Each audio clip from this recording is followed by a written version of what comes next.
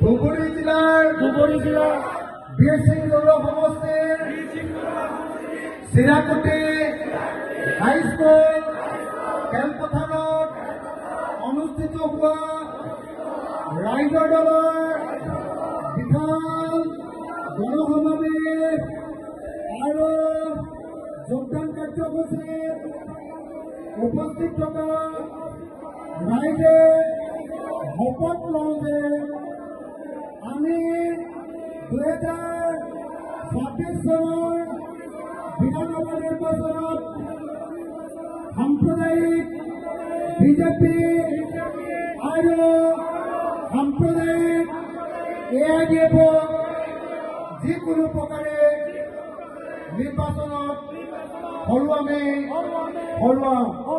আমি হিন্দু মুছলমান সকলো একলগ হৈ চাপা আৰু মামাক হিমন্ত বিশ্ব শৰ্মা আৰু মৌলৰাম বদৰুদ্দিন আজমলক ব্ৰহ্মপুত্ৰত দলিয়াই দিম। এইবাৰ আমি ধৰ্মনিৰপেক্ষ চৰকাৰ, বিৰোধী ঐক্য মঞ্চৰ চৰকাৰ গঠন কৰিম। ধন্যবাদ।